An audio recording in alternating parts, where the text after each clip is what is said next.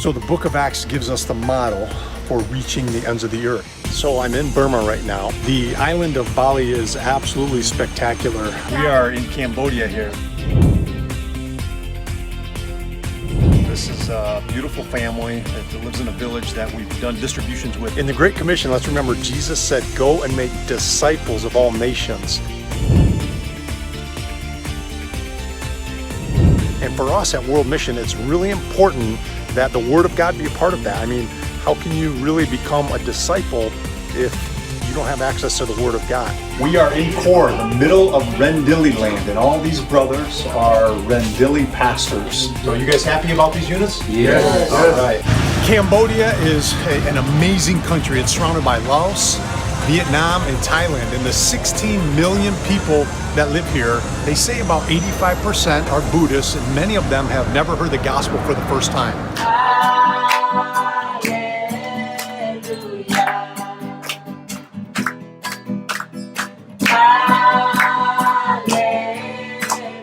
Hi there, and welcome to the World Mission Update. I'm Rusty Humphries. That guy is Greg Kelley. He's the CEO of World Mission. And man, we sure appreciate you, especially watching during this pretty tough time. We're all hoping that the coronavirus thing is going to let us all go out. I got to go out to a restaurant for the first time in, probably since you and I were in Bangladesh. Come on, that's a long time. Wow, where'd you go?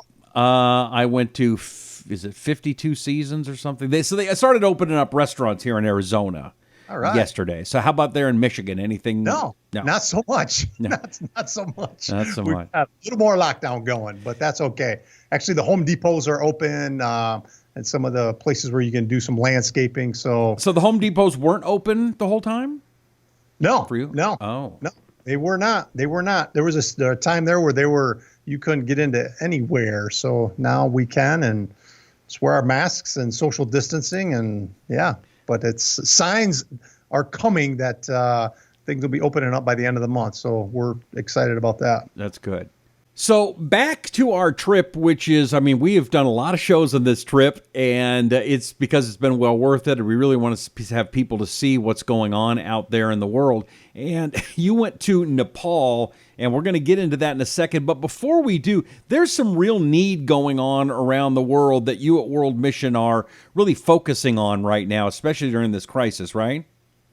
Yeah, this coronavirus has just devastated the areas. We tell people all the time, Rusty, that the poor, the least of these, the most vulnerable, however you want to put them in the category, they are disproportionately affected by these kind of things. And so the lack of food becomes just accentuated all the more. The people that were surviving on kind of one meal a day, now they don't have anything. And so we have 8 active feeding programs going on. And 5 of them are in Asia, couple in India, Nepal, Burma. That whole area of Asia has been absolutely decimated. And so we're really aggressively trying to get food just into these people's hands. So how are you doing it differently than you would normally have been doing it right now? What's going on that's different, if anything? I think what's different. Yeah.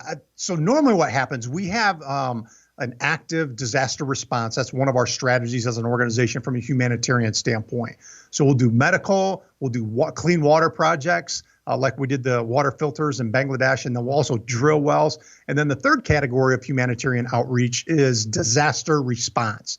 And so as an example, what makes this so different is in the Philippines, when we've done it, it's been after the typhoon came through. In Nepal, there was an earthquake a couple of years ago.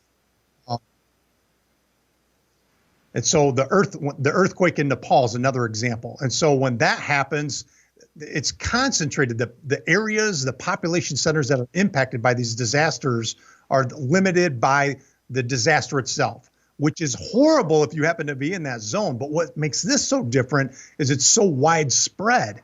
And so all of our partners are dealing with the same thing, which is, hey, we're a lot more concerned about starvation than we are getting infected with the coronavirus. And so that's the difference. But we're hearing it. It's from east to west. It's from Senegal, 9,000 miles to Indonesia. The exact same email we're getting, which is our people are starving. Okay, so what is it that you can do, and what is it that the audience can do to help you because the need is so desperate right now? Well, one of the great strengths of World Mission is we have built out a great game plan as far as the ability to deliver on the ground. So our network of national leaders on the ground is very widespread. There's almost no country in that 1040 window where we don't have the ability to deliver. So eyeball to eyeball, which is a big difference. This stuff isn't just getting airdropped in, this relief. It's done through the caring hands of an individual who speaks their language, who's from their culture. And so when we send them money, and that's really what we need is money. So for about $25, we can feed a whole family for a week, just as an example. All right, show us that 1040 window again and why that's so important. So the 1040 window is the poorest of the poor where they live, and it also is the area which is without a gospel witness. This is where 90% of the people who are considered unreached, this is where they live.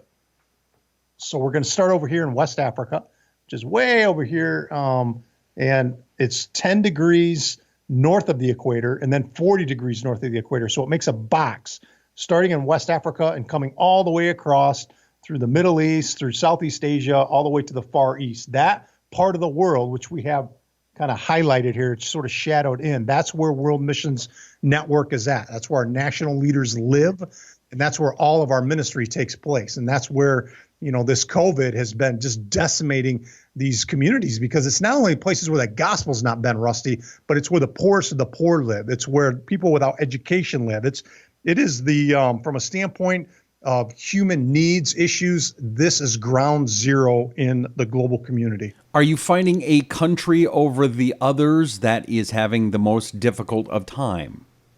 I would say India has been probably affected the most, probably because of the concentration and volume of people is just unmatched. You're not hearing a lot out of China, but India has definitely gotten our attention. So we have 3 active feeding programs right now going on in India, and they can't keep up with it. One of our guys, last week they fed 5,000 people. Wow. So the issue is we just run out of resources. I mean, we're trying to send monies over there as we can, and it's going to the direct need of we have lines of people 6 feet apart. I mean, you look at it and the irony in it is just it's kind of comical, but then you just realize the desperation of these people waiting for their one meal that they might get, in the course of 3-day period. That might be the only food they have. Yeah. Have you figured out if somebody donates, if I donate $10, it feeds 2 people or whatever it is? I mean, I know a lot of times people go, you know what, I want to help 10 people. Yeah. It would cost me what? Yeah, the breakdown is about $25 for a family for a week. So any increments of that, $10 is going to feed someone, 3 days basically, something along those lines. So we're trying to do it as we buy in bulk as much as we can. So these huge 50-pound sacks of rice, as an example, big 5-gallon drums of oil. We're trying to get eggs and getting some protein to them as well. Sometimes chickens, whatever we can get our hands on. And then our national partners sort of go and make the best deal with the resources that we're provide.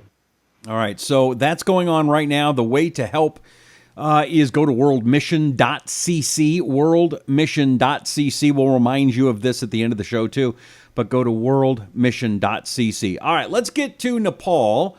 Something that I didn't get to do, but you did. Again, if you missed the program, the day that we were supposed to go to Nepal was the day that the coronavirus really, really, really hit the fan. It was the day that the sports franchises decided, we're not going to play. Tom Hanks got sick. Get that. Huh? I said, you can't forget Tom Hanks. You can't forget Tom Hanks. And then President Trump decided to shut down Europe from coming to the United States, all while we're having breakfast in Bangladesh. And we were both going to come home. And then at the last second, Greg went, nope, going to Nepal. See ya.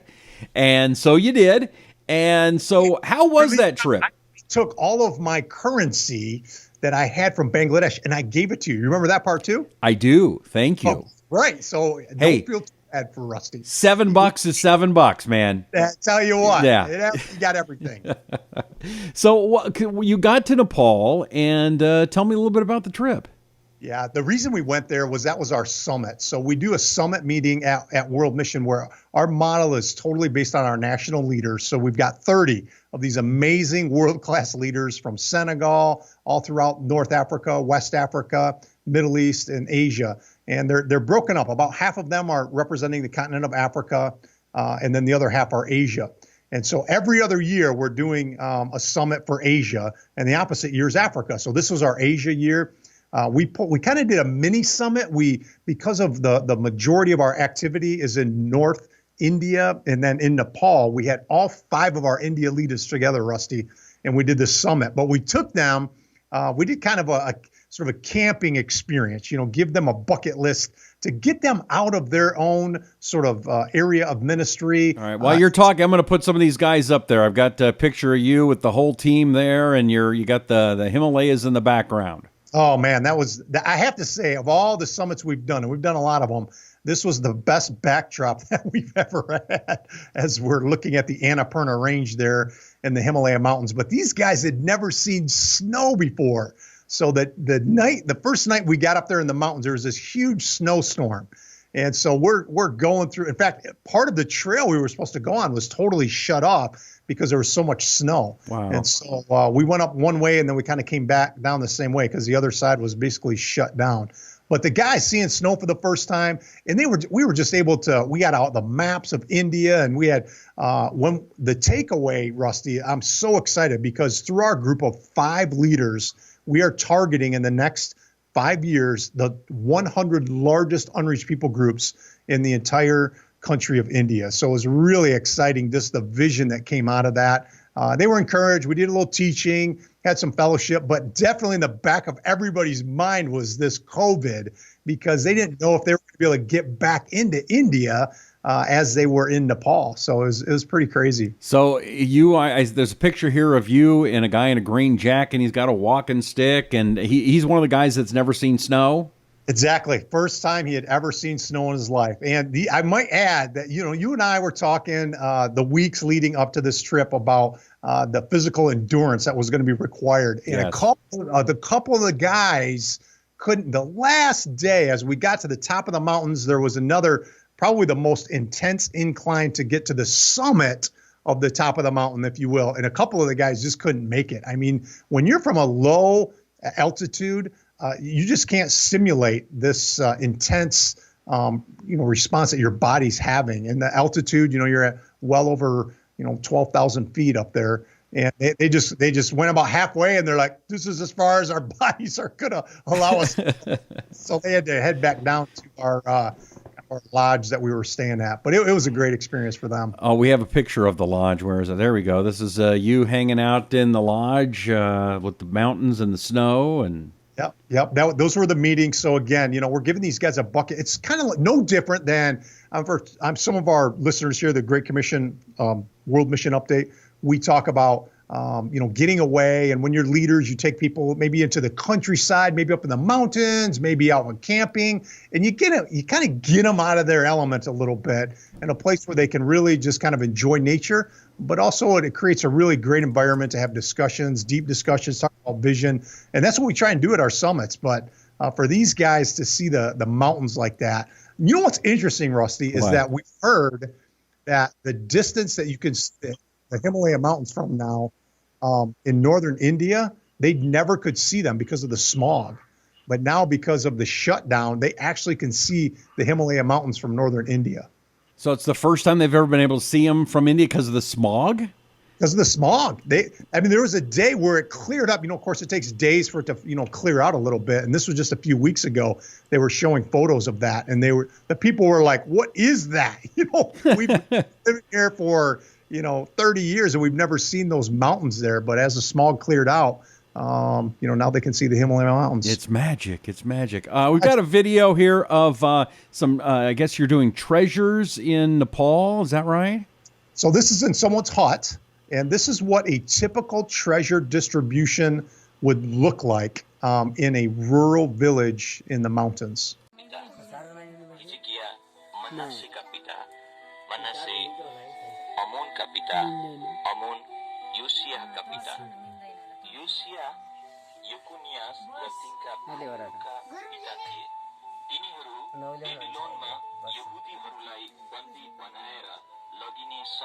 So in that video, what we have is a remote village and actually a home where people are gathered around their treasure and they're listening. And so what we hear stories where people will be sitting there for hours and hours and hours at night. When the sun goes down in these places, there's not a lot going on.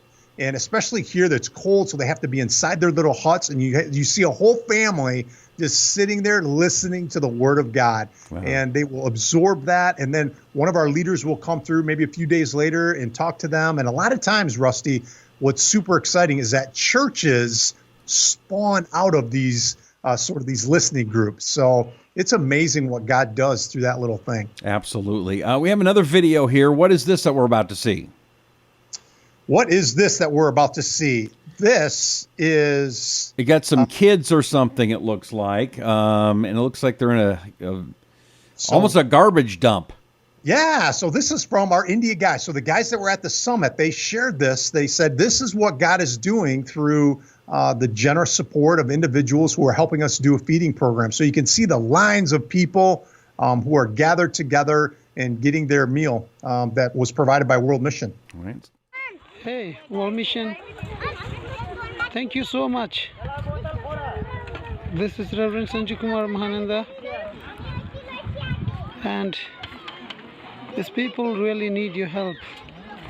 They desperately need food. You can see how much long is that.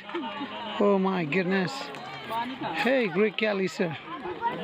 This is your help and your effort to help these people, to feed these people. This is long. Thank you so much. Please pray and help that we can help the people in this pandemic situation. God. Shocking if you've never been to a place like that, just how dirty and trash filled and awful places like that are, but they're finding the word of God. Yeah, it just goes to show you, Rusty, that when you're in the valley of someone's life, the receptivity that they'll have to the gospel is at no time similar to that in their life, because they're so receptive. They're questioning everything that they know. Their whole worldview is coming kind of under like questioning, if you will. And so that's a great time for our guys to build a relationship with them. And that's what we're doing. It's not a bait and switch or anything like that. It's just loving them, just purely unconditional love. And then with that comes a great opportunity to tell them about Christ. And that's what's going on with our partners there. That's awesome. All right, we are running short of time here, Greg. There's some real need going on in the world right this very minute. And I know it's hard for everybody, but I promise you, as hard as it is for you, it's harder over there. What's going on? Yeah, there's no doubt about it. I mean, all of us are struggling. Everybody has their difficulties. And I think the opportunities right now in these areas of the world are unprecedented, because the people in these areas that you're seeing in these photos are people who had never heard the gospel. The thing that's drawing them in is the love of Christ being expressed through food.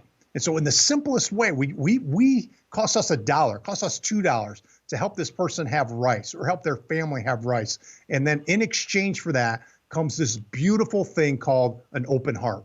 And that's where our guys step in. They give them treasures. They take the word of God back to their home. But it all starts with the generosity of our friends here at the World Mission Update who are watching, helping us do this. So, we're so thankful for your care and your concern for people like this around the world. So what we ask you to do, and do it right now, if you would please, it is so very vital and important. Go to worldmission.cc.